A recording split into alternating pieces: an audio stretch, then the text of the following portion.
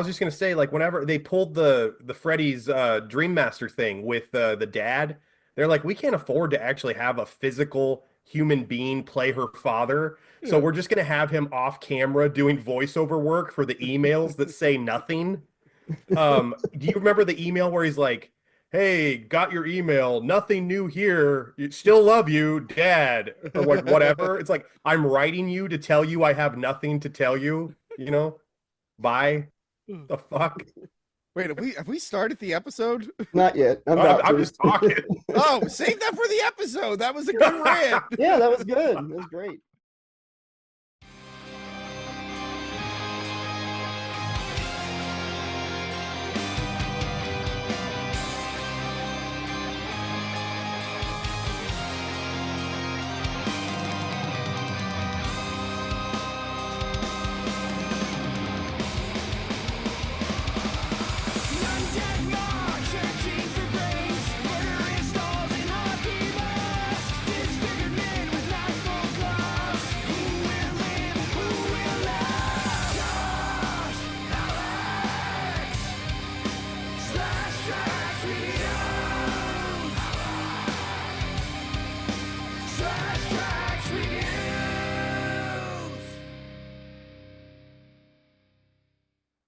Hey, Slashaholics. Welcome to Slash Trax Reviews. I'm Josh, here with Alex, and we have a special guest today, Tony from Hack the Movies. How is it Hello. going, Tony? Thanks for being here. It's going great. Anytime you get to talk about the hit movie Bloody Murder, it's a great time. A movie I'm sure we all know and love. So I'm very excited to talk about this absolute classic. Oh, I know. As soon as you, picked this movie, I was so excited, so excited. I've heard so many good things about it. Um, the claim to fame for most of the director, the writer has only written two things: this and one of the sequels. Okay. Yeah, the director has actually his biggest movie was like My Many Sons. It had Judge Reinhold in it. Okay. Yeah, Julie, who played Jessica Morris, who played Julie. She was in Role Models, so that's pretty cool. And she was in a Lifetime movie trilogy, The Wrong Roommate, The Wrong Man, and The Wrong Teacher. And yeah, for this movie, I think she hired the wrong manager. By the way, when you look at the cast, it's always a good sign when you look at a cast list for a movie on Wikipedia, and only two of the actors have Wikipedia pages. Yep. It's this and the guy who plays Toby, who did he does mostly voice work, and it's like everyone else is just no page, nothing. I had to dig. No link. I had to dig to find out that the one that played Whitney was in an episode of Power Rangers Turbo. I mean. So does the lady who played Whitney, she only does non-union production stuff? She's like, I won't do it if SAG's attached. Not happen. Has to be non-union, and the only craft services has to be Ritz crackers. That's all I will enjoy while filming a project. I'm going to be careful here because it might just be a coincidence, but I could not find out one way or the other. Mainline Releasing was the production company for Bloody Murder. Okay. And when I went to their site, I found some indie horror movie stuff, but I also found a site for Mainline Releasing that was nothing but, so. Maybe that's two different mainline releasing. Yeah, I'm thinking maybe. Although that looks like it was also released by Artisan Entertainment at some point. Yeah, that's pretty impressive. Yeah. All right, so this movie starts off like most slasher flicks, a group of teenagers heading into the woods. Mm-hmm. Alex, what did you think of the beginning of the? Oh, well, first I'm jumping ahead of myself. We get our first kill, a little flashback with Trevor Morehouse. By the way, like you got Freddy, welcome to my nightmare, and then you got Trevor. Okay. Yeah, Trevor. I'm Trevor. Trevor. Trevor I've never known a Trevor that wasn't a dick, so this is a good name choice. Well, they kept saying Trevor Morehouse, and then I kept thinking of Trevor Moore, the from Whitest Kids You Know, the late Yes. Trevor Moore. Oh yeah. R.I.P. Yeah, we get our first kill, and it's just you see the outfit, and it's Jason. It's Yep. like it's a more modern hockey mask. But by the way, a lot of people misremember Jason as having a chainsaw. Yeah. Oh yeah. If you don't watch a lot of Jason movies, you're only aware of him. Some people picture him in our age group and older, at least, picture him with a chainsaw, and I think two things contribute to that. What's his face? Clark Griswold in Christmas Vacation, Hmm. because he has the chainsaw and the hockey mask, and I think this movie because I used to see this in video stores all the time. Yeah. That's why I recommend you asked what movie I wanted to do, and I was just like, oh, what's that one? That would be a fun little one to do. Apologies. It's okay. I should have probably watched it. But yeah, I think this movie and Christmas Vacation make people misremember Jason having a chainsaw. Oh yeah. No. That's like when Clark is he's trying to make a Christmas happen and he gets Yeah, pissed off and he yeah. goes and cuts the tree down and it goes through Elaine from Seinfeld's window and her boyfriend's like, "Why is the floor wet, Margot?" I I don't don't know, Todd. Yeah, I don't know, Todd. You know, a lot of sitcoms from the 80s did that too, like on Halloween episodes and stuff. I specifically remember Roseanne with Dan putting on a hockey mask and had a little chainsaw and trying to scare her. So, What was I think the Blob remake had a movie within a movie, and I think the killer in that, did he have a chainsaw too? you know Man, what? that's a I deep cut. I haven't seen the I think remake so. Blob since it came out in like 1990. Been a long time. Yeah, there's a part where when the Blob attacks a movie theater, they're watching like a slasher film or something. And I think it's something they're like, "Why is that guy trimming his hedges at night?" And it's like, there's a killer. That's But it. You're right. That's it. Yep. yeah. Back to this movie. Yeah. Bill in the beginning, you know, I'm sure the killer appreciated that Bill doesn't know how to run, you know, and he just lays there screaming no as the guy walks like 100 feet slowly with the chainsaw. But Was the guy's wife like so he leaves his wife with no cell phone in the dark on the side of the road. They had just gotten gas according to Bill 20 miles back. So how much gas did this idiot get prior to running out again? And is she pregnant? she's Or does pregnant. she just or is she okay, because I wasn't sure if she was bloated because she had like taquitos or something at the gas station. You know what I Spoiler mean? Like alert, maybe the baby is actually one of the characters in the movie. So, oh, Oh, okay. Okay. Yeah. yeah, I paid It's gotta attention. be, I'm you gonna know be me. honest, guys. I was really trying to pay attention to this movie, and it struggled to keep my Yes, attention. it did. It's And hard. I've been running it. I don't know if it's just me getting older, but I've been running in to this thing recently where like I will watch a movie that's so freaking dull that I will forget it as I'm watching it. Was it last year we did Lawnmower Man 2 for Oh no. Patreon?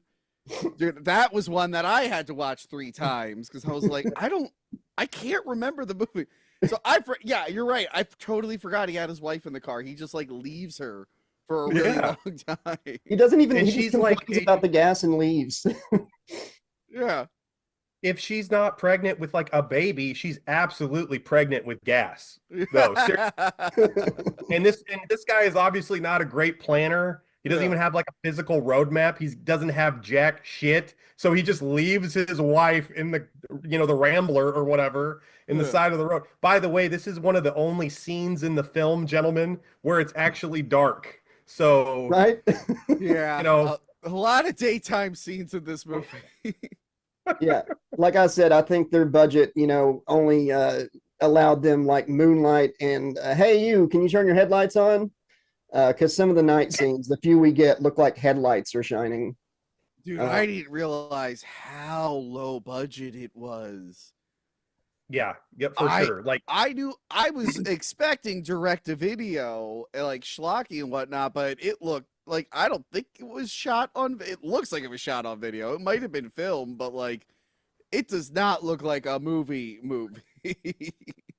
it reminded me of like Degrassi. I don't know if you guys ever have seen Oh yeah, Degrassi. yeah. The vibe I was getting from the acting and like the film, not it's obviously not film, but whatever they shot it on is like daytime movie of the week yeah, 1987. Like when like back in the day when we were kids and it's like we've made a movie, and all these kids from TV shows you remember, like Urkel and Zach Yeah. Morris, and they're all going to be on an adventure. Like that was the vibe I was getting. It looks like a movie like they would play for you in school, like an educational film, like Yes. done on a budget. Like it does not look like cinematic at all. And is it just me, or did the characters not even need names? You know, like there was Yeah. like hardly any development here. Except one's name is Jason. And Yeah. they, Oh yeah. they accuse him of being a killer later, and that's like, okay, I get what you're doing. Every time they said Jason, Yeah. my mind would immediately be, because of what we're watching, Yeah. I would go straight to Crystal Lake. I would go to Jason Voorhees. Well, no, Yeah. this isn't Crystal That- Lake. This is Camp Pee Pee. You know. Yeah. Placid Pines. Oh man, where people get carnal with each other. That was one of the first things that caught me off guard in the beginning. Was like we could get carnal together. It's like how many times has somebody ever said that to a woman? You know, and did it work? You know You ever what? get I'm going to carnal? an event this weekend. I'm going to see if I can use that line on some girls. Like, hey, girl, you want to get carnal later? Well, you know, if it comes down to it, I'm willing to be with you carnally. In order to stay warm. Later. That's our boy. What is his name? Jed or Joel? The reason I have the Hawaiian background because his whole character development is that he just wears different Hawaiian I shirts. think you said, was that Toby? Toby. Toby. Okay, and then that I apologize, Slashaholics. I should have known better because I was taking extensive notes for the past 2 days on this shitter. Toby. And Toby might be a Patreon member. So if the guy who played Toby's watching the channel right now, I apologize. Oh yeah. Sorry about that. We get a very, very Friday the 13th part one, like intro to like the guy running the camp and everything. And gratuitous names of everybody. We finally get their names in a really, weird way that's not natural at all. Yeah. And apparently two of the people have a feud that goes back to baseball or some shit. No, track and field. Track and Yeah, field. it's track and field. It's so stupid. Like I thought like one took the other one's girlfriend, but apparently it's like he fucked up the track meet. I'm like, oh, come on. I felt, I don't know if you guys felt this. Now, I might have just been looking a little too far into things, but it was almost like they were angry at each other, like in a sexual, palpable sexual tension kind of way. It felt like that. It Yeah. felt Yeah. like that. Yeah, like there was Who some would get sort of that mad over unresolved. that shit and stay that mad. Exactly. There was something more than the missed passing of the baton in the 200 meter. You You know. let me down and you broke my heart. And who is this girl that you're up here with? Yeah. Who is this?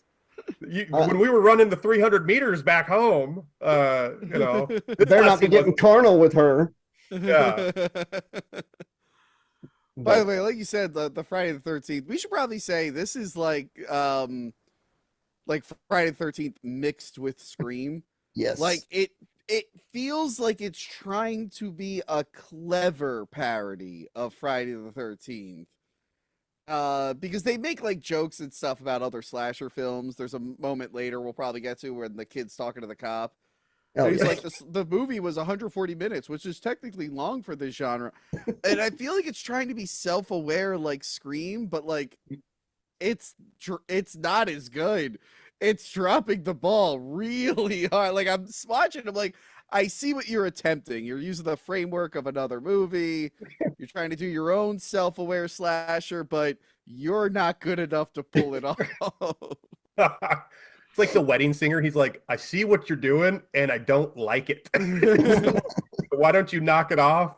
I Or will what did say, you I genuinely didn't know who the killer was going to be, so that was nice. Yeah, I guessed it wrong at one point. Like Yeah. I totally thought it was the one chick we'll get to. Yeah. But, anyways, we get the introduction to everybody, and they're walking out in the woods, or one of them is, I think, Julie, and we get the old Ralph type character for the movie, Henry. Yep.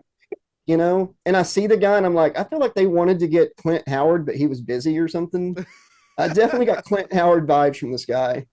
Yeah. But she like goes to the guy running it, and she's like, I thought these woods were uninhabited. It's like, is the dude living just out in the woods, You can't just be hiking, like.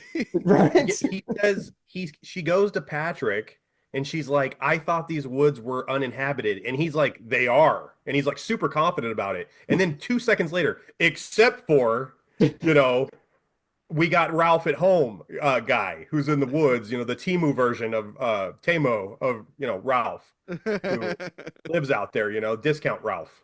And this is one of those things that all the information he has, which I don't want to spoil what we're getting to at the end, because I'm sure some people want to really know. Some of this information he shouldn't have had time to get, you know, which we'll get to. Mm. But oh well, you know, by the time it gets there, you're just ready for the credits. So bloody murder, you know, I guess we can go into the bloody murder of everything. We get our natural sitting around the campfire for the slasher flick at the camp. And somebody's like, you want to play bloody murder? And he's like, it's real simple. And then he explains for like 3 minutes what the rules are. Such a simple game. You ever played that, Alex? Yeah. You ever played bloody murder? Well, I tried to pay attention, you know, and I told you guys many times, I watched it 3 times, and it's like whenever I go to a friend's house and they try to explain card game rules or board game Yeah. rules, I just black out. I just kind of blacked out, and I felt like I was thrown clear of my body when he was describing the rules. I was like Yeah. above myself, watching myself watch him I'm so describe. bad with that stuff. Like drinking games also. The Like worst. like flip cup. I'm like, what do I do with the cup? Can I just drink? Yeah, and also it reminds me of you know, they made that movie about it, Bodies, Bodies, Bodies, which is a good movie. But like when they're explaining the rules of that game, I'm like, who's the killer? I'm like, this is too complicated. This is too complicated. I'm the first one gonna lose. Damn it. Which is it's funny because like Julie and Whitney like break off for the game. I think it's Julie and Whitney. There's two of them that look really, really similar. And they just started playing the game, and she's like, I hate this game. So she's Like that she's one. played it before. Like she's talking like she's played this many times. She's a bloody murder champion. But like one of the girls, every time you see her, she's running for no reason, just running around the woods, and everybody else like walking and talking. And this is when Julie. was it Julie? Yeah, she's the one who I told you when in the pre-show. I was like, she runs like she was in a cross-country race, but she lost her way. Like she got lost on the track or like the, you know, the path. And she's running like with her hands like this, like she's late to a bus or something. She's like trying to find, you know, where to get back on the course. That's how she runs throughout the whole freaking thing. Oh my God, yes, almost like Barry on the Goldbergs. But like we get the fake out kill with like Brad and them. I'm gonna totally get the names wrong, and he I comes tried up and to. he's just like, scream bloody murder for me.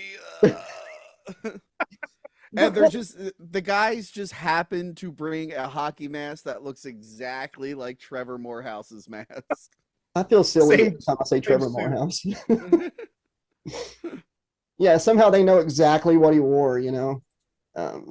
But what got me here that was kind of jarring is I think there was a scene where Brad or whoever punched the other guy in the stomach, because I rewound it just to make sure I played it back, and like as him and the girl are walking off, she's like, Oh, by the way, I think it's Dean. It's Julie, Jason, Dean, Whitney, Toby, and I think Drew. okay, Oh wait, no, there is a Brad. There is a Brad. Never mind. okay. I thought it was Dean doing the joke and Brad, but like the girl with Brad, Julie, I think, is like, what, are you going to punch me in the stomach too? As they're walking off from the prank. Nobody ever punched anybody in the stomach. Alex, you said you caught that too, right? Yeah, no, I don't know if like maybe she was saying something like she has some sort of internal problem, like because maybe a character building thing. Maybe he had punched her in the stomach prior to them coming to Camp PP, but they cut the scene or something. You know what I'm saying? Like maybe it got slashed on the editing room floor, and it's the continuity is all screwed up now. Maybe. Oh man. I don't know. Yeah, just somebody got punched in the stomach somewhere.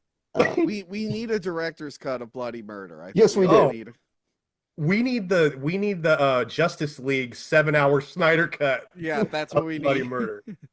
Bloody Murder 4K Steelbook, Director's Cut, Producer's Cut. Let's get it all. We want to see You're the telling me we're original. getting a Bloody Murder Steelbook 4K before we get Grand Theft Auto 6? Yes, yes. Yeah. Serious right now? It's All happening. right. But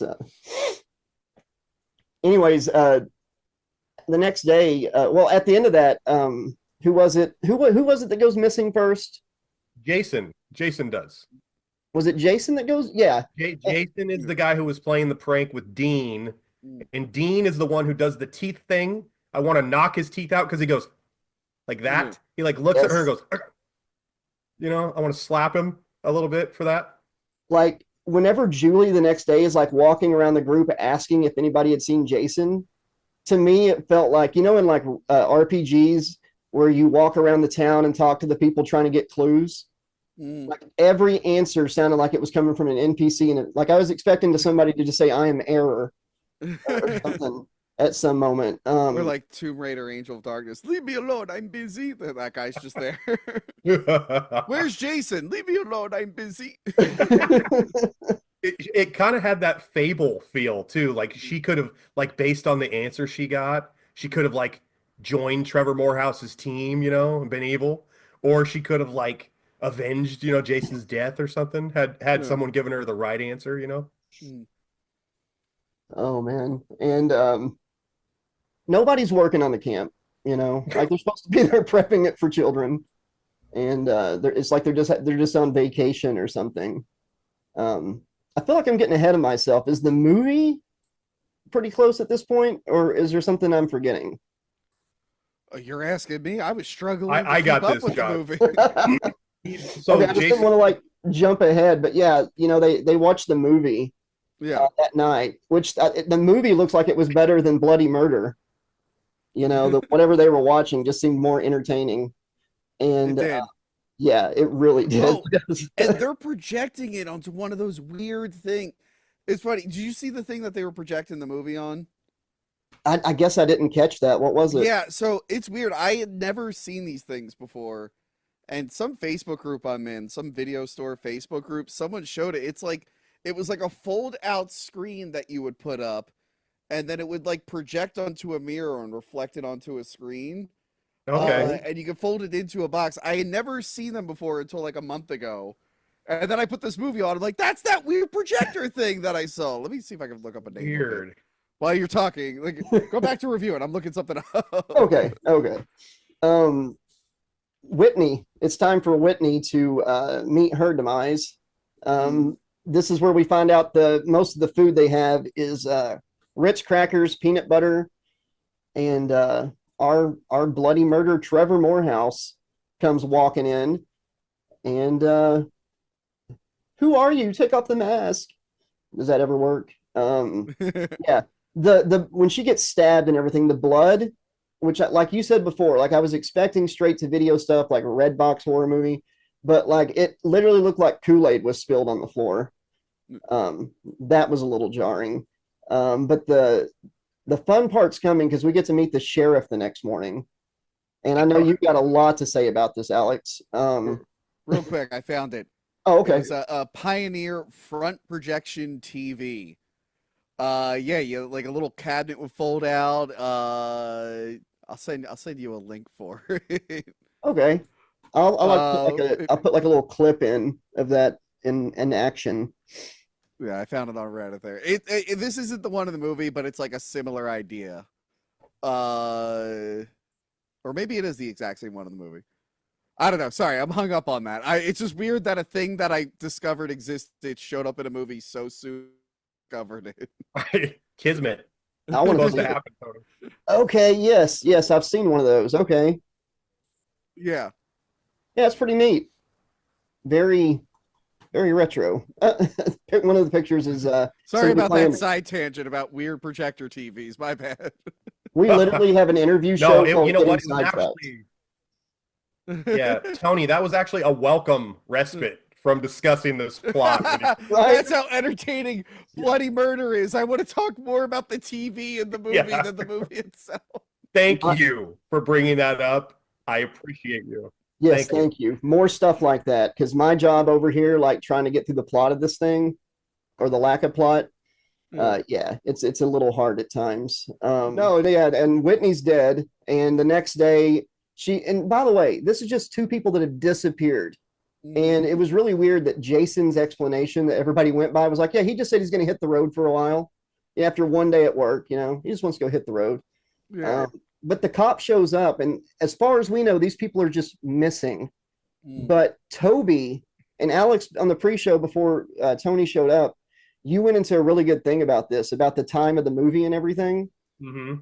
Yeah, like he was very specific on things. Like he would have been my number one suspect at the time because nobody said murder. Yeah, he talked. So the sheriff who's wearing denim pants, not wearing sheriff pants, he's winded. The sheriff is first of all, the sheriff's upset because he had to walk up the hill to the camp. He's out of shape. Okay, he's winded. He's tired. He's got to address these kids.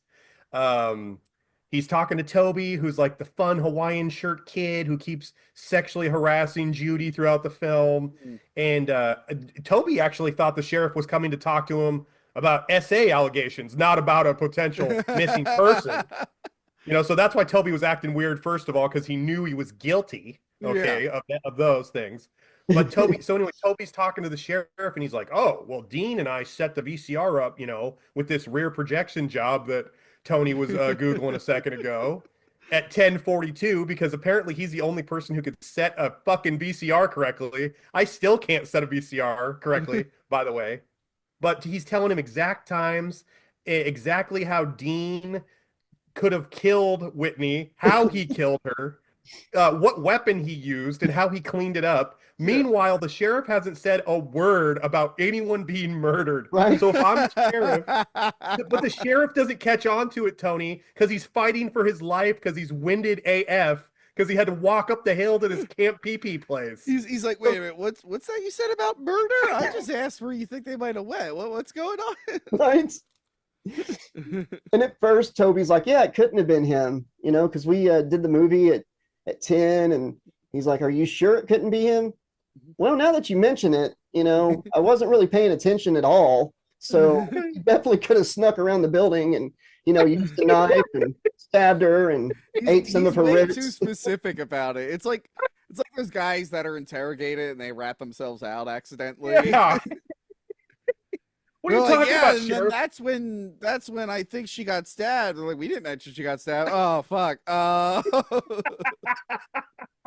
But you hear that a lot when like people like murder their spouse. Like they'll bring them in. They start like talking about them in past tense. They're like, we didn't exactly. Why do you keep referring to them in past tense? And no, it's like Scott Peterson. It's like, or like Chris Watts. They're like, hey, what do you mean she's dead? What are you talking about the last time? What do you mean she was a good mom? What are you talking about? Talking about? I just wanted to know who fucking ate these Ritz crackers and got this corn syrup all over the place. And also stop sexually harassing Judy and punching her in the stomach. Oh man, and some of the inside of the camp looked like a skull, and the police station was definitely like a classroom. Yeah. The desk reminded me of like the desk my teacher sat at in middle school. It feels like it's just all in the same building, like they filmed everything in this, which they probably did. Yeah. But the scariest scene in the movie up to this point terrified me. It's when Julie is taking a shower and she steps in, and this place has been closed, and she takes her flip-flops off, guys. Yeah. That's terrifying. Yeah. You gotta wear that when you're at a public shower. I'm sorry. Yes. What's funny is she comes out, and the Clint Howard, at home, which Clint Howard's already Clint Howard at home, I guess, is like standing outside, excuse me, and she starts talking to him, and he's like, come with me or something. No, he just walks off, and because he mentions her dad's name, and he walks off. But if you look at where his shovel was leaning against the building, it was like right at the window into the shower. So he was creeping. Yeah, I think old Henry was creeping. Him and Toby are doing some joint stuff there, I guess. Can I ask a question about Henry real quick, gentlemen? Yes. Yeah. Why is he wants to help her so much that he keeps randomly spriting. He's showing up to her, and he's always like, you got to check out such and such, and this is who it really is. And then if she like even asks one question to get some clarity on what he's telling her, he just turns around and wanders off. Like he wants to help her, but he doesn't really want to. So he's kind of gaslighting her a little bit. Yeah. Like, Yeah. you know what I mean? Like, he's Well, kind that's of a what dick. happens when your character's just a rip-off of Crazy Ralph. They're like, well... Dude, Crazy Ralph, did you guys know that he did the narration for New Blood? Did you Yeah. guys know that? Yeah. I love that. Wow. I love that. I think they brought him back. I like that Jason was smart enough to kill Crazy Ralph in the second one. He's like, no, you're going to be a problem. We're killing you. You're done. You're revealing how the sausage is made. It's too much, Ralph. You're dead. Quit warning everybody, damn it. It's like this movie's like, we're gonna have old Ralph without the alcoholism. Well, that's gonna be fun. He just wanders off at some point in the movie and never comes back. But somebody finally starts working, man. At the Brad is out there setting up the archery range. And this was the most blatant Friday the 13th ripoff scene in the whole movie. Yeah. But some pretty good camera work with the arrow. What did you guys think of the Friday the 13th archery ripoff? Well, I like that it was in broad daylight. That's the way to make it very different. Not what was it in what you call it? Well, yeah, they did shoot the arrow in broad daylight on Friday the 13th, but that was like a fake out. Yeah. The actual arrow, like at night on the archery range, was at night, and we don't actually get to see the kill, I think. But yeah, it's just so funny. He's just walking. He's like, "Oh, I got an arrow in me," and he just falls over.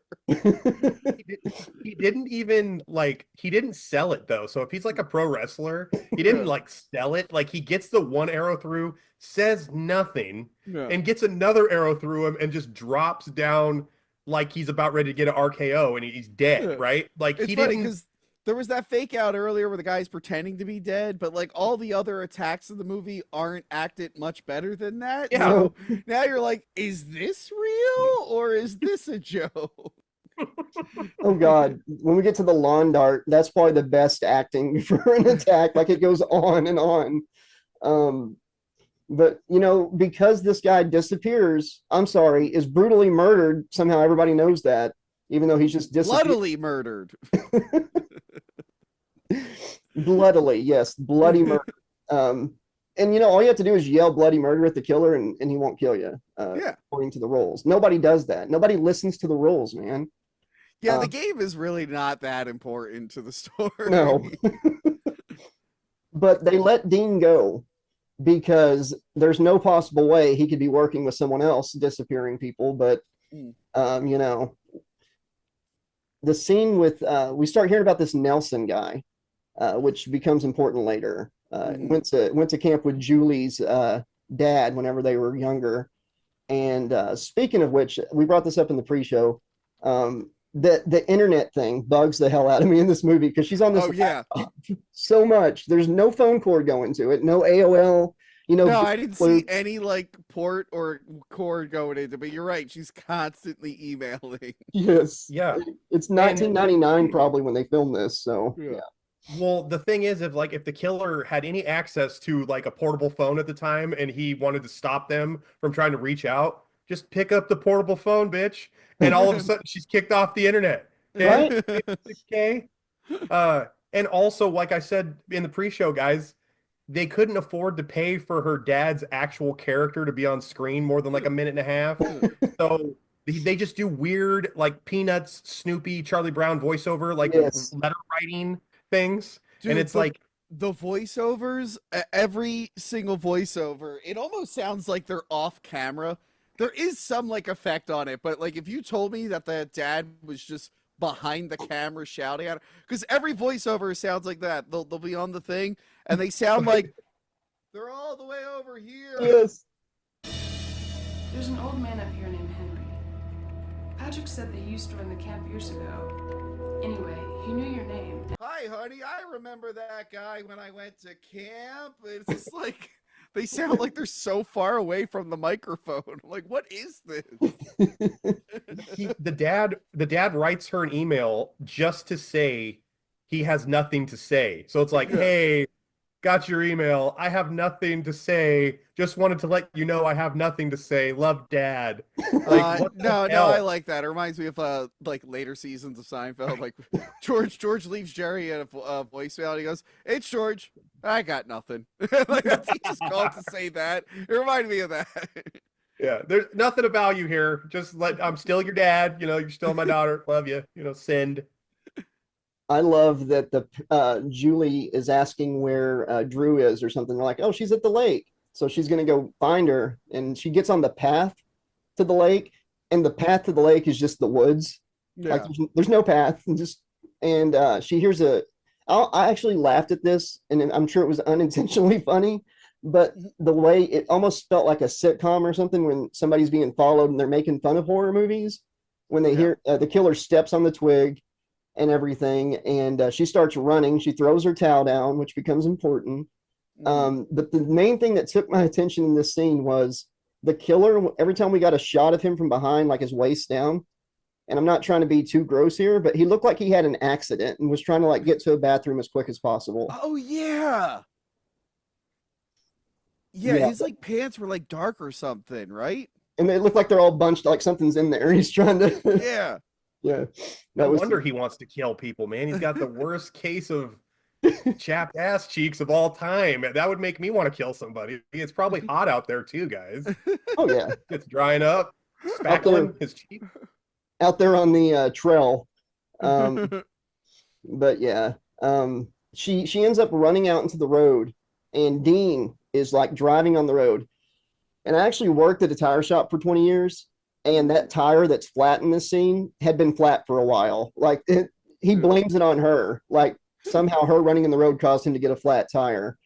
But what he like yells at her about it. But what's funny about this scene is the killer, she's walking off and the killer like slits his throat. And that wasn't enough to kill him. He's still trying to talk to warn her. But then the killer takes a trowel, I think that's what it's called, and like hits him in the back with it. The points go like a centimeter in and he starts twisting it and it instantly kills Dean. Yeah. Because, yeah. I don't think that would kill you instantly. Well, I think you'd be alive for a while. Like he might have like a really low immune system and like he got like staph really quick because it was like a really dirty trout. Yeah. I think even that takes a while.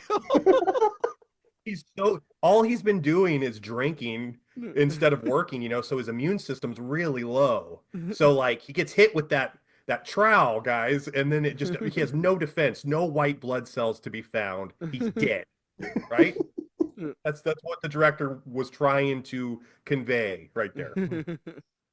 And the killer, or the killers, oh my God, the cops or the sheriff, I'm sorry, the Denham sheriff tells him, you know, he finds out about Dean dying, like, well, Jason's our boy. I'm going to call his parents and let him know. Which again is just, it's obviously a red herring. They just wanted to accuse a guy of being named Jason as the killer for the camp. Like it's the script trying to be clever, but it's like, well, I know it can't be him.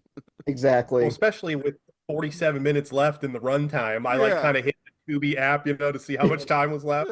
I'm like, no way. I just thought it was messed up. It's like, we're going to call good Lord, I can't talk. Excuse me. I just thought it was really funny that the cops were going to call his parents and let them know.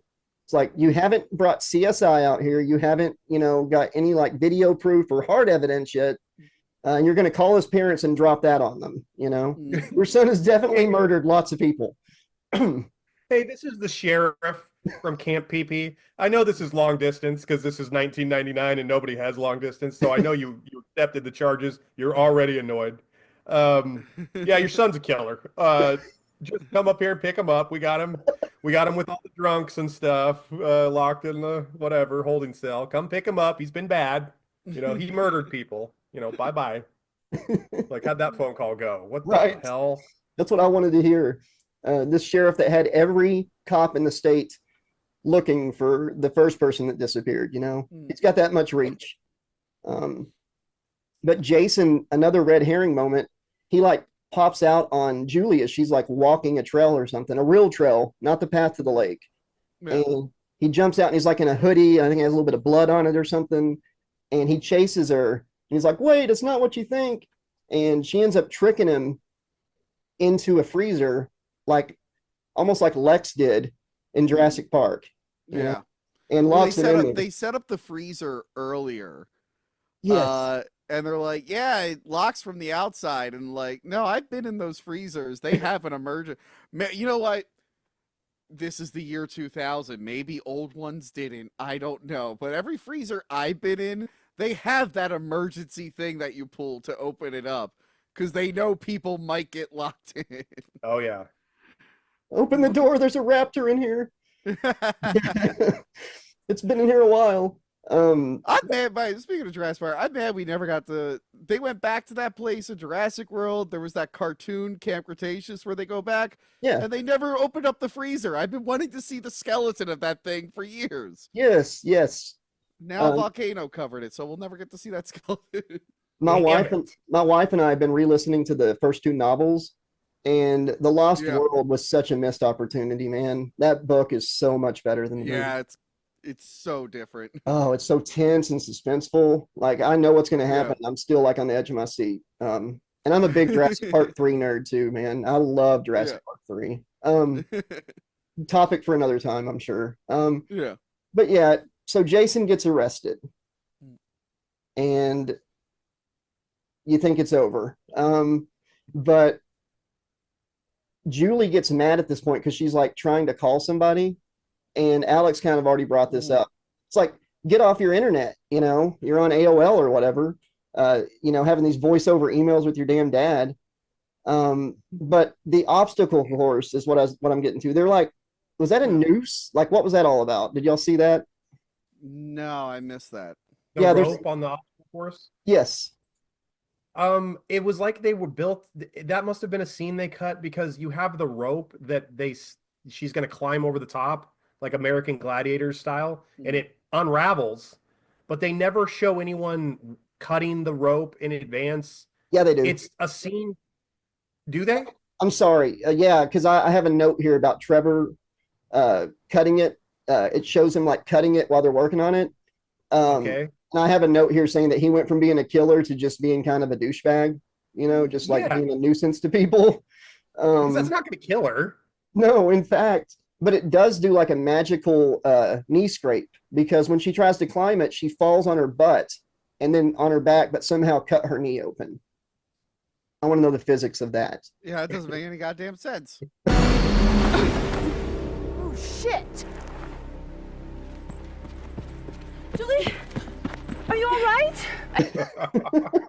The force of the flat back bump released through her knee. It like traveled through her midsection like you know what I mean, like an earthquake almost. Like Makes perfect sense to me. sound wave of pain.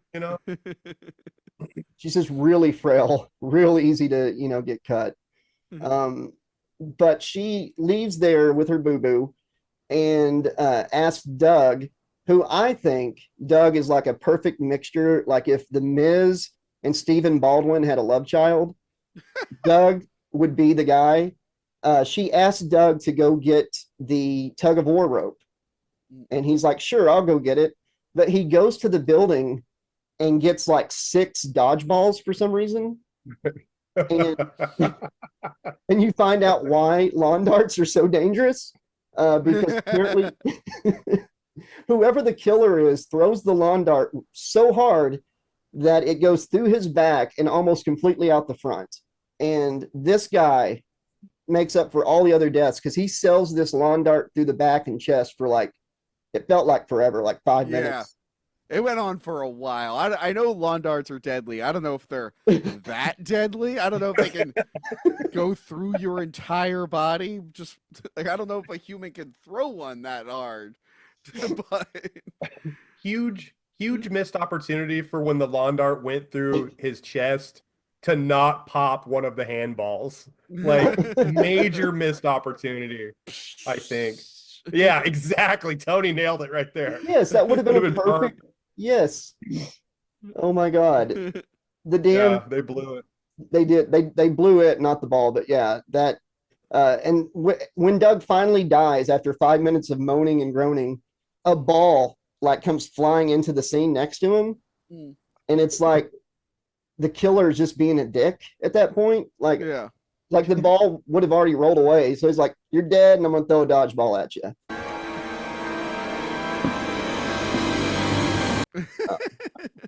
Academy Award-winning movie here, folks. He like you were saying that he looked like Stephen Baldwin, but like my first thought when I watched this was his haircut looked just like Brad off of Home Improvement, Zachary Ty Bryan. I see that. And too. then like 2 seconds later, he's calling for the character Brad. So I'm like, it was so weird. It was like the Tony screen projector thing. Like I'm thinking he looks like Brad. The very next word out of this dude's mouth is Brad. Like, And then you went on a Home Improvement rabbit hole, sir. Yeah. I went down the rabbit hole. What's Brad doing these days? And then you forgot you were watching Bloody Murder. You're like, oh, wait, hold on. Credits are rolling. I've already spent like 37 minutes searching Zachary Ty Bryan facts. Yes. Just going down any rabbit hole you can to escape this movie for damn sure. We get the big revelation, which I was telling you about earlier, Alex, that Drew was the fetus at the beginning of the movie, that she was pregnant. And Julie has this moment where I get what they were doing. You know, they were just trying to like do like the Saul reveal, you know? Yep. Yeah. That I actually like. So yeah, so she concludes that Drew, her father, was killed by that guy Nelson. Yeah. Years prior, and she wants revenge. And we see like Julie's imagining Drew doing all the murders, and I've seen it in other movies too. And I'm like, this is actually very well done for this movie. And I bought it at first. I'm like, oh shit, Drew's the killer. Me too. Yeah, they did a good job with that. The only complaint I had about that, because I thought it was a really good scene too, was she's got like a really good imagination because she imagined it to a T. Yeah. You know, because we still don't have proof that these people were murdered. Yeah. We don't know they're dead yet. We don't know they're dead yet. She doesn't know that they're murdered. How did she Nobody imagine does. all the ways they got murdered? Never mind. The scene doesn't make sense. Yeah, nobody knows they're dead yet. She's just assuming no bodies were ever found. Yeah, and when she leaves Drew with her dad, and she grabs the oar, and somebody else hits her dad with the oar, just like a flat like whack on the back. He lays out flat like he got hit by a Stone Cold Stunner at WrestleMania. He's dead in the water, guys. He is bobbing. He's dead. One oar to the back. This man is dead. It's unbelievable. I love that the when the cop shows up the next morning, there's another car behind the SUV, and it's just like a little white POS car with like a little tiny decal on the side and some fake lights on top. Like on those True TV, like repo shows and stuff, when the cops show up, it's because it's all reenactments, you know? But yeah, he shows up and the dad shows up, and Alex took us there. Drew ends up like showing him around, and we think Drew's the killer at this point. And they get to the lake, and she's like, you really love the view down at the end of the pier, you know? And yeah. One oar hit and the dude's belly busting in the water. But yeah, I what got me here is then Drew is shown running up to Julie, and they go down to the lake together, and she thinks Drew's the killer, like we all did. Yeah. And she's like, look behind you. I'm not falling for that. And she's like, no, look. And she has like a mirror or whatever. And, you know, the lack of the plot thickens at this point because it wasn't Drew. It was, we're going to find out in a minute, it was Patrick. Yeah, which is funny because he tries to kill them, and then Julie gets away, and then he just doesn't kill Drew. Yeah, just for some reason. Oh no, he's dead. Like in a second, he's like, Drew's dead. It's like, no, you didn't kill her. But yeah, it's weird he didn't just reveal himself then. He's like, no, I'm gonna get out of my outfit and then reveal myself. It was so bizarre how he decided to reveal himself. But it turns out he's not that guy he said he was. He actually killed that guy. He's really, what was it, Nelson? Nelson. Nelson. The guy who killed Brad or whatever the name was, Bill Anderson. And he ends up home aloneing himself. That's what Alex said. Yeah, the dad, excuse me. So it looks like the dad set the Home Alone trap of dead bodies in the tree. Worst but it was pinata actually, ever. Worst pinata. Yeah, it was Nelson. Nelson set the Home Alone booby trap. He gets nailed by his own 7 dead bodies, New Blood style. Yeah.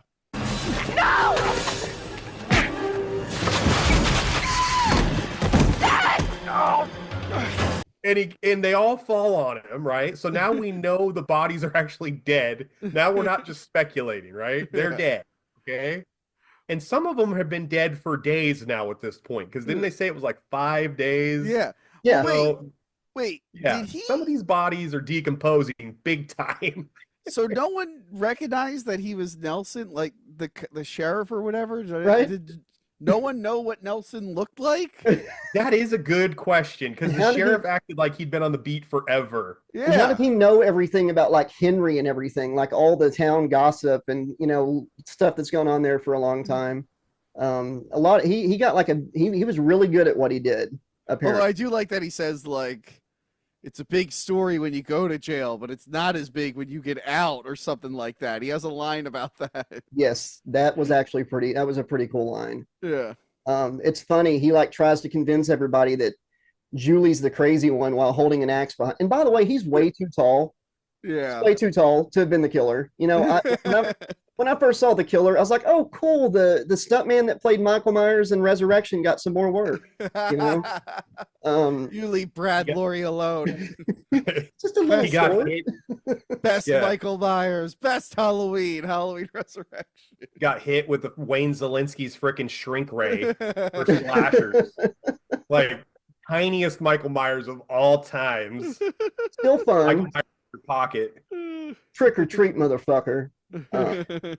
But no, Patrick could not have been the killer. Too tall. The killer is very short in this movie. Yeah. But like he's sitting there like talking crazy with an axe behind his back. And Jason Voorhees, 20 shots, he still gets up and keeps going. Nelson the slasher, winged in the arm, he's down.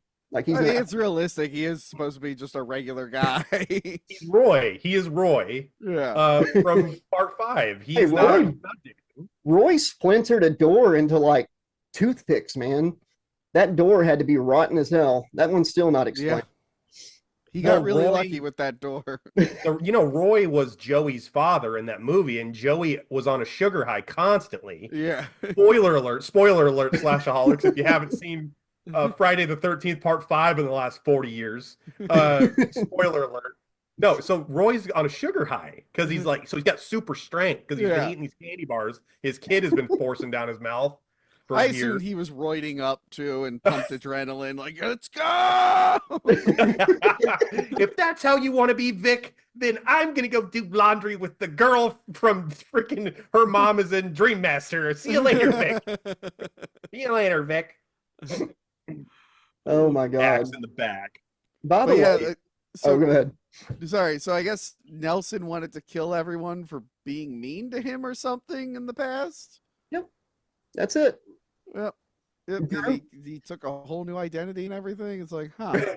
Yep. So Nelson is just like the softest, most weak-minded human being of all time. So. Soft like Charmin. Drew had the best motive, out of anybody. But yeah, Nelson they were mean to me. And I guess he called shotgun. He got to ride in the front seat all the way to the sheriff's office. But no, that was weird. I did notice that he's like handcuffed up to the hand. I feel like that's a problem. He could jump up and kick and whatnot. Like, yeah. What was in the back seat? I have no idea. The sheriff's actual pants that he's supposed to wear to work. He didn't want to get a crease if Nelson sat on him or something. Who knows? I thought Drew was tough, but man, she got punched and had to get taken out on a stretcher. And those EMTs were having the hardest time pushing those stretchers on the gravel. It was pretty bad, but no, we get to this is it, guys. Big double twist here, Slashaholics watching. Doug was not killed by Nelson. Doug reveals, and the sheriff's like, I know why you killed Whitney and Jason and Todd and Roger and Bob and whatever their names are. But what did poor Doug do to you? You know? And he's like, I didn't kill Doug. And I love that he goes, I didn't kill Doug. Like, what are you talking about? Nope, that was very real. cool. What is it, Alex? Really, he should just be saying nothing. He should be like, I didn't kill any of them. Where's my goddamn lawyer? Exactly. Exactly. He should have been like, like throw away the key, bitch. That reminds me, in college, I'm not anymore, but I used to be a piece of shit. If you watch I Think You Should Leave, I used to be a piece of shit. And in college, this one girl was yelling at me. And she's like, I know all the other girls you've been with. I'm like, what are you talking about? And she like named like 3 real ones, but then she threw in a name, Emily, and like I legitimately went, who the, instead of going, I don't know what you're talking about, I went, who's Emily? But I accidentally confirmed all the other ones by going, who the hell's Emily? I don't know. Exactly. I don't know what Emily. Exactly. Hey, that's kind of like what my brother did today. Listen to this, Tony. We released classic episodes of our podcast on Wednesdays. Yeah. So we released an episode from 3 years ago when I was a lot thinner. And my brother texted me and he's like, hey, man, you look like you've lost some weight from the episode I saw this morning. You're like, oh, he's thanks like, for watching the show. Exactly. So he's telling me that I'm a fat ass without telling me that I'm a fat ass. I'm surprised your girlfriend back in college wasn't like, see, you can't even remember their names, you scumbag. Well, no, here's the thing. She wasn't actually my girlfriend, which is why I thought I wasn't doing anything wrong. But she assumed that I was her boyfriend, even though I made it very clear that I was not. Yeah. That's on her. She got mad at me for hooking up with all those girls and that one that didn't even exist. I don't. To this day, I don't know who Emily is, and I feel bad for whatever girl named Emily that this girl decided I was hooking up with. She was so mad. She was just like at a coffee shop, just looking at every female that walked by. Tony's probably been with that skank. Tony's probably been. To this day, I'm just like, I really want to know who Emily is. Right? I think maybe we would have gotten along. I don't know. Right? Yeah. Might have been a good time. You could have got carnal with her. Yeah. Oh. So we get one last reveal. Who is it? It's Jason. Jason is walking home. Yes. Yeah, Jason. And then boom, here comes Trevor Morehouse with the real one. chainsaw. It's the gardener. It's just the gardener.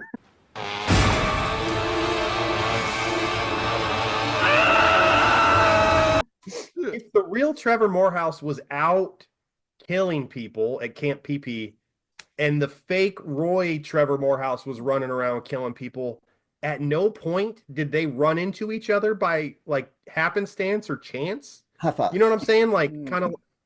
You know what I'm saying? Like, hey, like that's me. Oh, that also is me. Like, you know what I mean? Like a mirror situation. Like one puts his hand up, and then the other one puts his hand up, and they kind of, you know what I mean? Like parent trap sort of deal here. That would have been pretty neat. Like he's out there killing, and the real, like halfway through the movie or something, or 3/4 away, the real Morehouse shows up and kills him, and takes over. That could have been a neat plot point for the movie. I wouldn't mind if it was revealed at the end. They're like, sorry, Drew, I can't believe we thought you were the killer. And she's like, yeah, I'm totally not the killer. Like she was unaware of the other killer. Right? Exactly.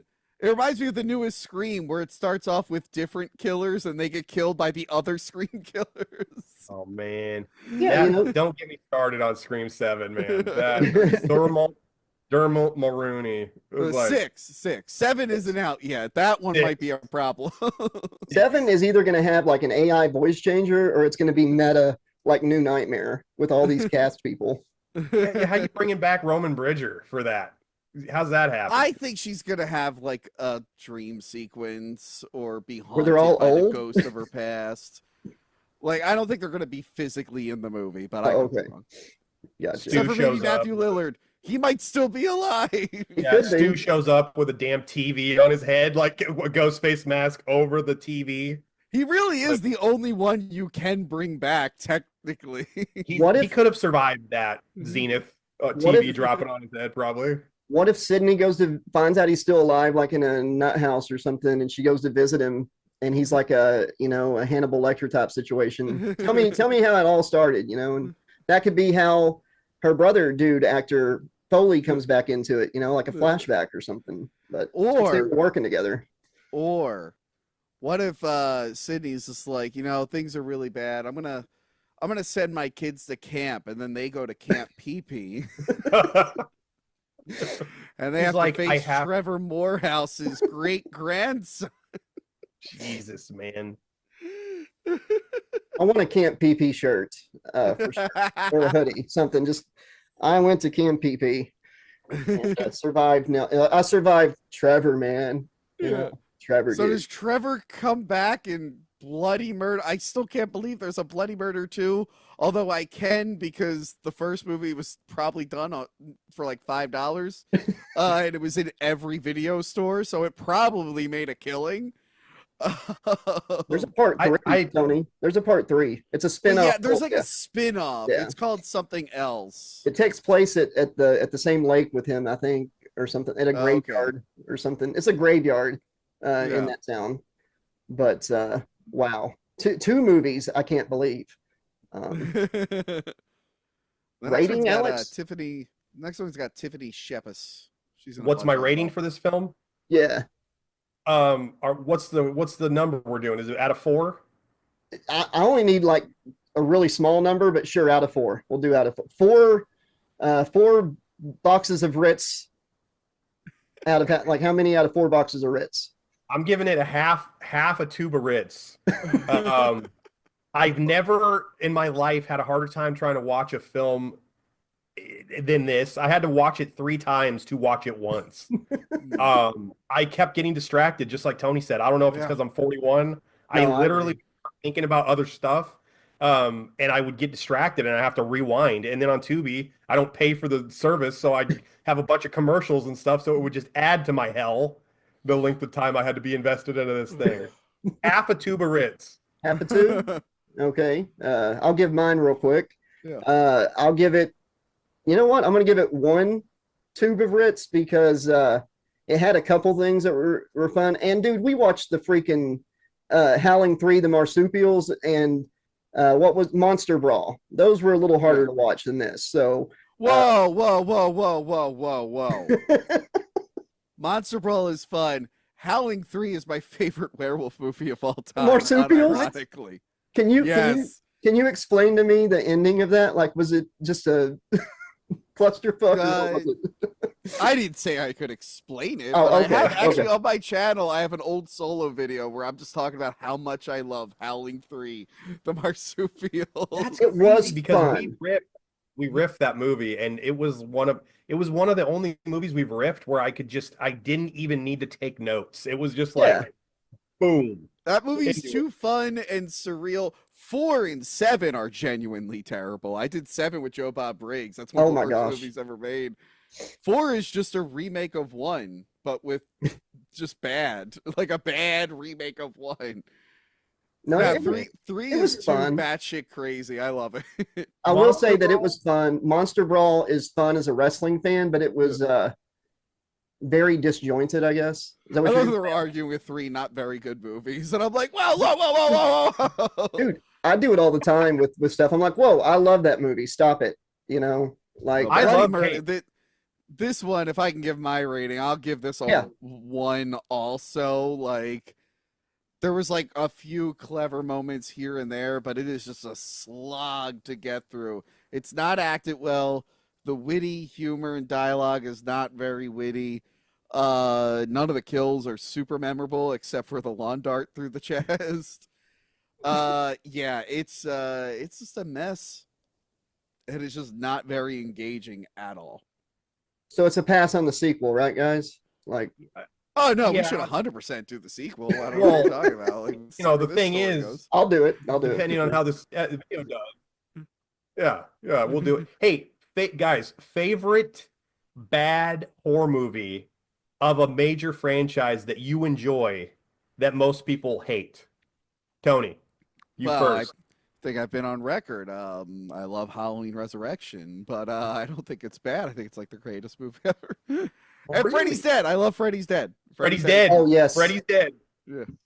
Freddy's Dead. I have a Freddy's Dead poster I'm staring at right now. Freddy's Dead and Freddy's Revenge are my two favorite Freddy movies. Same.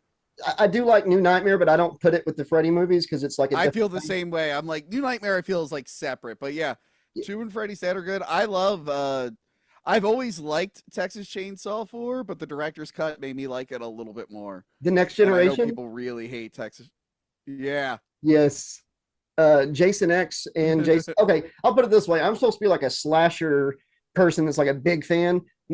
People give me shit for this. My 3 favorite Jason movies are Jason X, Jason Goes to Hell, and New Beginning. So I get a lot of shit for that. New Beginning is The kills. I love the kills in that one. wait. New Beginning is 5, right? Yeah, it's Roy. Yeah. Roy. Roy. Yeah. Okay. No, I think Jason Goes to Hell is underrated. I think that one is wacky. Jason X is whatever. 6 is my favorite. Jason Lives. That's Jason my favorite. Jason Lives is a classic. I would say of the Friday the 13th movies that people hate, I love Jason Goes to Hell. I don't care that they don't tell me where Creighton Duke came from. I don't care that Jason's sister starts having a conversation with the guy at the diner without telling us who the hell Jessica is. I don't care about any of it. I love the it. shaving. The shaving's fine. You know, some people just don't like facial hair. Erotic shaving. Who hasn't been full body shaved when they've been, tied to a down table to a All the bed? time. Yeah. Here's the one problem with Bloody Murder. It's trying to be a Friday the 13th parody, but Jason Part 6 kind of is a Friday the 13th parody. Absolutely. It's like, no, the actual Friday movies already did this. So watching you do it isn't.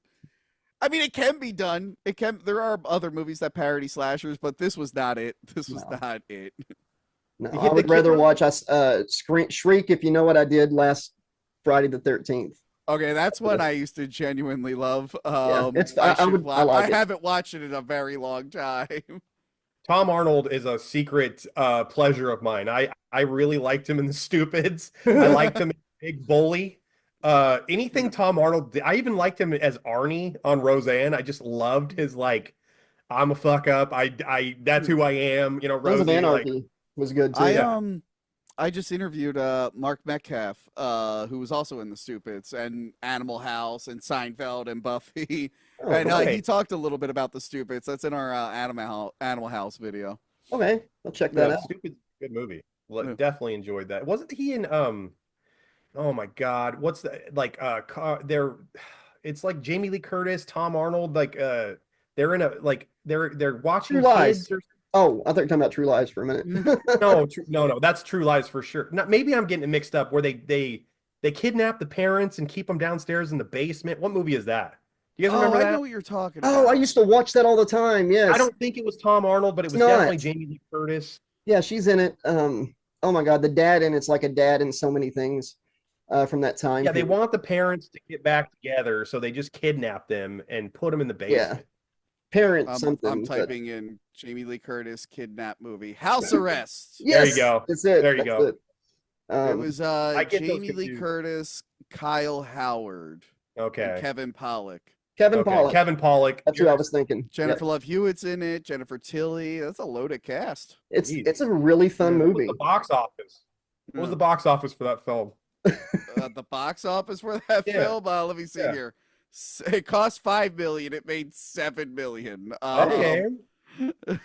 Depending on advertising, it might have made a profit in 95. Gene Siskel gave it 0 out of 4 stars and called it one of the year's worst movies. At least I hope so, or it's going to be a very bad year. When did it come out? Jeez. 95? That's how you really feel. It came out August 1996, so that was pretty late in the year, unless he got to see it early. Damn it. His kids had tied him and up, kidnapped him.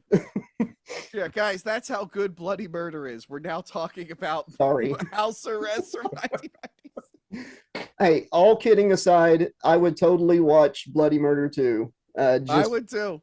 Yes, and talk about it afterwards. So that's definitely something I would like to do. They got lucky with that first one, and then they got more money and whatnot for the second one. I'm sure they did a really good job on it. Yeah. And the poster for that one now looks like Michael Myers. So they're just ripping off everything. And I bet the reason it never got a direct sequel is because it was so good, so amazing, they didn't want to mess with the legacy of Bloody Murder 2. There's a movie that's real similar to this that my friend actually played the killer in. It's called Black Mountain Madman. Um, and it's like a Friday the 13th ripoff. He's like 6'8". He's like Yeah. in real life. Did you pull that up? We could totally review that and probably have the killer review it with us. We were that going looks to riff great. it, but we couldn't find it. I think I could get a physical copy from him Okay. and we could like rip it. Let's Okay. do it. Yeah, I think we could. I really do. And his cousin, Brian Johnson, is the one who wrote and directed it. And Brian is like any attention he could get for any of his like art, he'll do it, even if it's like self-deprecating. So like he would do it. I think he'd do it. I really do. That would be fun. And Bloody Yeah. Murder 2 for sure. And if anybody watching hasn't seen Bloody Murder, you don't know what you're missing. You got to watch it now, mostly because we had to, and it's only fair that you have to do it too. Yes. And also, thanks so much for tuning into this. We really appreciate it. Be sure to check out the Slasher audiobooks here on the channel. There's more horror reviews. And on the second channel, Trax Network with Alex Hanover, we've got a great Saturday morning review show where we talk about 80s, 90s, and early 2000s cartoons and TV shows we grew up with. That's a lot of fun. And Trax Action News podcast. And be sure to head over and subscribe to Hack the Movies. I'm surprised if you haven't done it already. Tony's the man. Really entertaining stuff over there. So anything you want to add, Tony? No, that's it. You did my plug for me. Thank you. I'm glad we finally got to do this. We've been talking about it for a really long time. Yes. And it was a blast. I really appreciate it. Again, I'm sorry I picked the movie, but I'm sure Bloody Murder 2 will be better. I'm sure it'll be better. We got to do it now. We have to do Bloody Murder 2 at this point. So, but yes, thank you so much. Be excellent to everybody out there, folks. Say goodnight, Alex. Good night, Alex. Mahalo, dogs. Man, that was a lot of fun. I'm so glad Tony stopped in for a little bit with us there. Yeah, that was good. He's a busy man. He's world famous Tony from Hack the Movies. Yes. Like he says, and it was great to share an hour and a half of my life with Tony. With a really shitty movie. It was good. I had a lot of fun. Yeah, Hey. it was good. I'm trying to be funny, but it was good. Yeah, it was a lot of fun. And it's funny that he hadn't, at least, if he had seen the movie first and picked it, it's like, come on. But it's fun that we all three saw it for the first time. And I don't know how many slashaholics are going to watch it now, but they might watch it now because we gave it such a poor review that now you have to see what we're talking about. I will say this, what you were saying to me, it's like, it was almost like, we were trying to line up things with Tony, and it was almost like Tony's like, oh, how do I get these guys off my back? Maybe I'll just pick this movie and they'll never agree to it.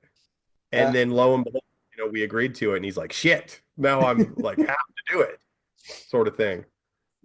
All seriousness, we're so glad he came on. And, and now we're going to end up doing Bloody Murder 2. Hopefully it's a little bit better, kind of like Winnie the Pooh, Blood and Honey got better in the second one, people say. Haven't watched them yet. Okay. Yeah, so Bloody Murder 2. But yeah, let us all know what you thought of tonight's review. If you've ever seen the movie Slashaholics, drop it in the comments below. Any new viewers that came here because Tony was on the show, we have two channels. The main channel is the Trax Network with 80 Slasher Librarian. You're going to find pretty much every out-of-print slasher book ever written about Freddy, Jason, Chucky, Michael, even some Final Destination and some standalone movie novelizations in audiobook form. Also, Alex and I have a riff show like Mystery Science Theater, kind of, and we've riffed a bunch of bad horror movies and a few, some people think they're bad horror movies. Over 30 films in our our backlog of bad horror movies. Yep. And we've reviewed several horror movies. We have a fun news podcast. It kind of covers a lot of things, not just horror, fun facts, crazy headlines, sports, wrestling, and horror. And we have some fun like retro commercials and funny videos from around the internet. And there's even a companion podcast that I did with a friend of mine named Sean called Out of Print Slashers. For every book I've narrated, there's a companion podcast talking about that book, which you can find here on the main channel. And on the second channel, which all these links will be in the description below and the pinned comment, Slash Trax Network with Alex Vanover. That's where our news podcast is now that I mentioned before, Slash Trax Action News. And we also do a fun Saturday morning show we talked about earlier, Slash Trax Saturday mornings. Every episode is a review of a fun cartoon or live action show like Power Rangers or something from the 80s, 90s, early 2000s. We review an episode every episode. And we got a lot of great interviews too with horror actors, writers, directors. So lots of great stuff to check out here. And if you want to support the channels, our Patreon link is in the description below, as well as our Cameo. We're on there. And yeah, there's other ways to donate, like through PayPal and such. And it's in the comments, pinned comment and description. Thank you all so much. Alex, final thoughts. This movie, everything. You loved it, right? Secretly, you're going to go watch it a fourth time, right? I was excited that the end credits rolled for the third and final time in my house, and I will never watch this movie again. Hopefully, I'll forget that it exists. If I do find out, or if it does come about that I have to watch it again, the only person screaming bloody murder will be me. How about that? All right. Well, I hope the sequel doesn't push you over the edge, but I look forward to that. Let us know if you're excited that we're going to review the sequel in the future with Tony from Hack the Movies. And like I said before, be sure to go subscribe to Tony. He's got great stuff there. As I said before, be excellent to each other. Remember, the sun never sets on those who ride into it. And one last time, say goodnight, Alex. Good night, Alex. Again, mahalo, dogs.